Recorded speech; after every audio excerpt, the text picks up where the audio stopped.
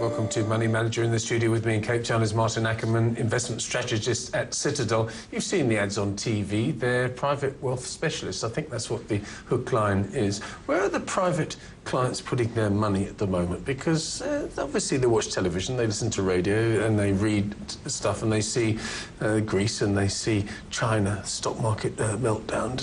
Does that affect their attitude towards their long-term goal of investing money? Lindsay, thank you very much. Yes, I think that everything we see in the media is obviously influencing sentiment.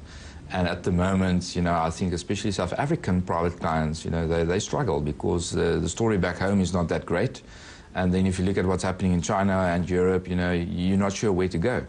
And I think that's where we start to play a very important role as a trusted advisor to say, well, let's look at the world, let's try and remove emotions and look through this as longer-term investors and then identify opportunities. So I think at this point in time, you're right that a lot of private clients would probably think that it's the right time to go into cash.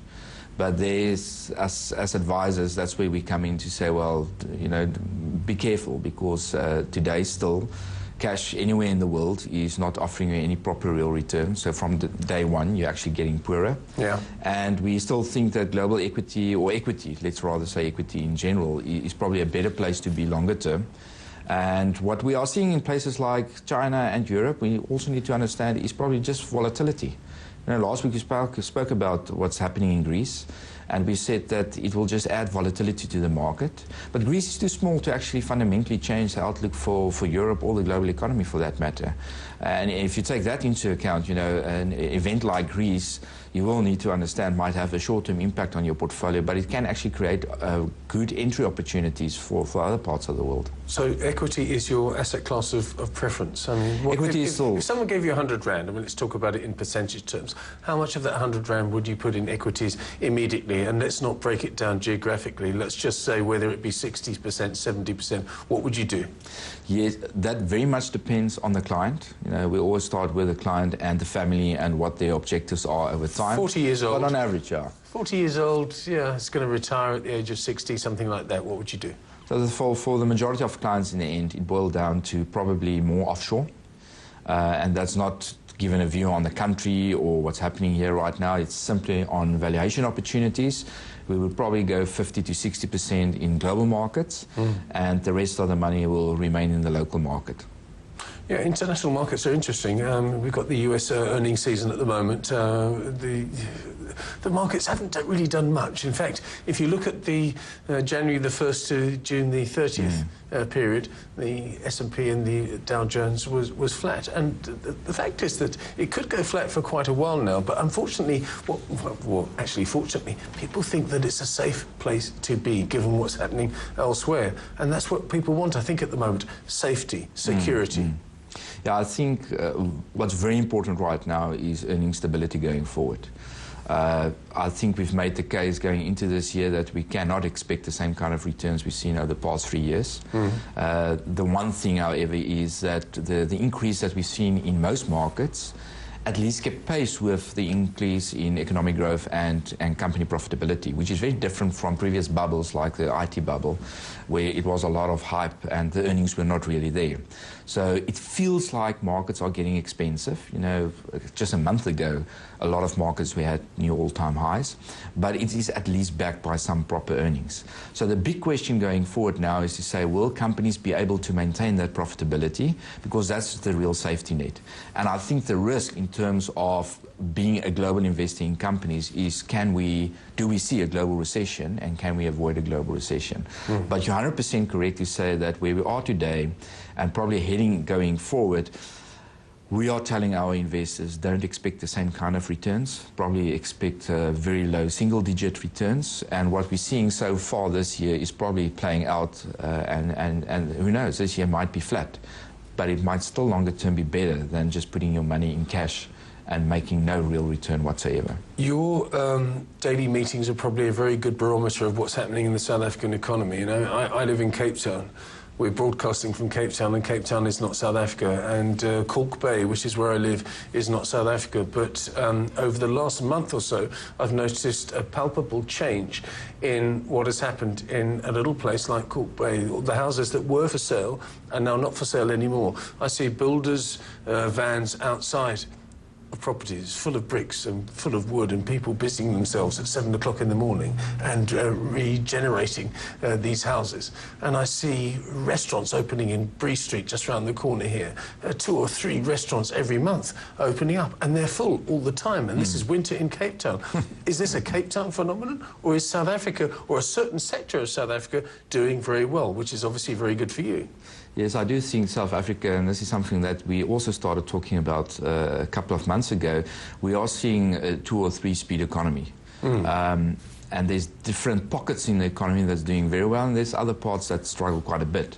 I think the important thing is, if you look at the official numbers in terms of economic growth, then a lot of people in Cape Town, like you've just explained, and you can even go to Sandton, there's cranes going up everywhere. Yeah. In Schlanger, you know, there's also cranes going up. So high net worth nodes, if you like. Yes, if you like, those areas are doing very well. And that's also coming through in numbers like consumer confidence. There's definitely the higher income consumer is doing better. And as a result of that, companies that will be exposed to those kind of consumers with also probably lower debt levels are likely to benefit more going forward. And it's really the low-income consumer that's under severe pressure, and that's where the real struggle is in terms of economic growth.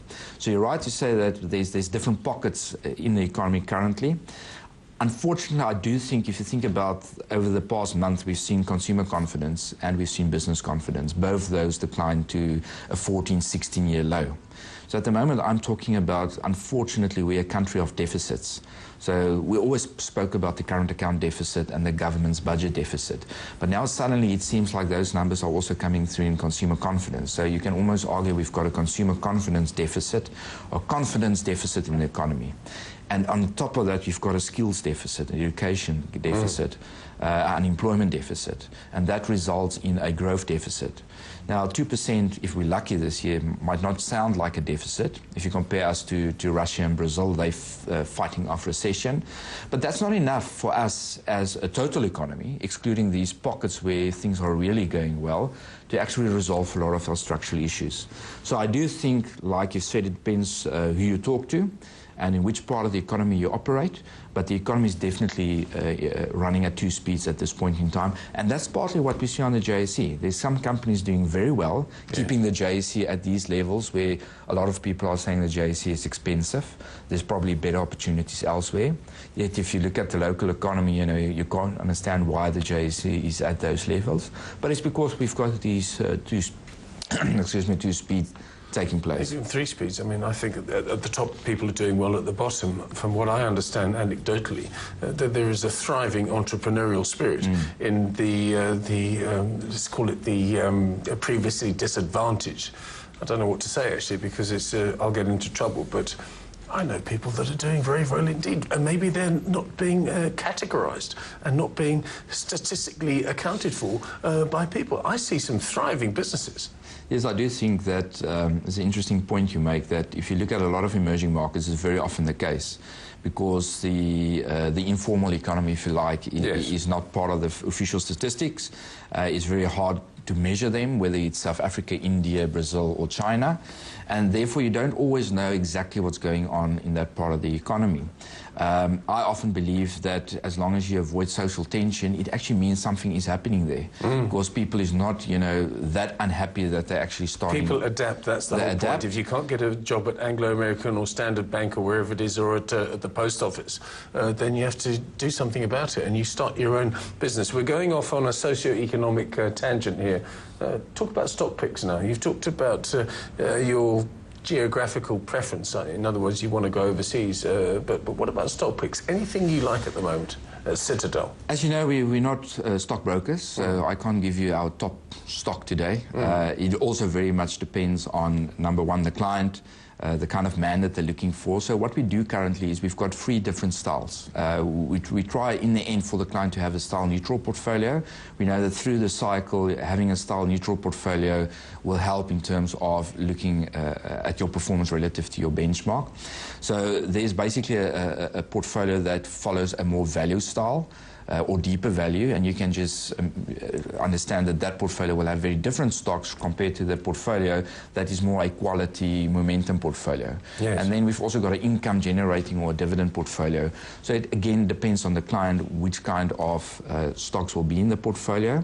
And also very importantly, it's all about portfolio construction. So it's not just picking one stock, but to look at the relative between the different companies and the opportunity. So I'll give you one example, given that you've asked. So we know the Naspers story, and everybody's talking about that, and huge debate whether it's expensive or not.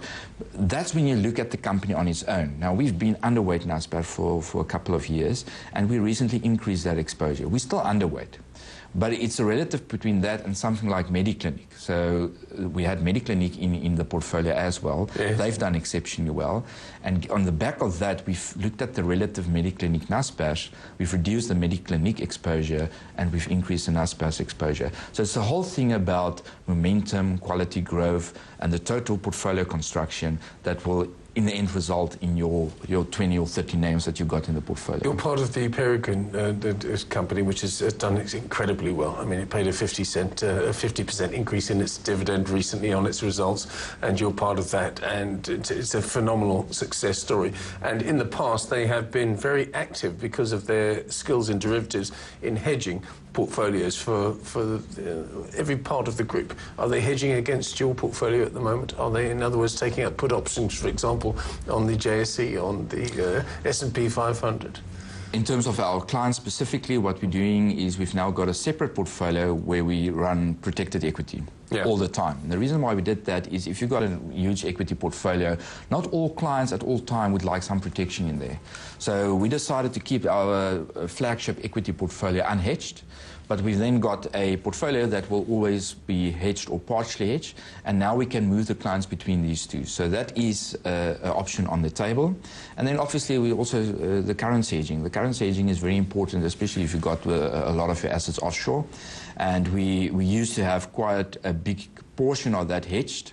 So we take out the volatility of the rand, or we protect against the rand moving back to better levels.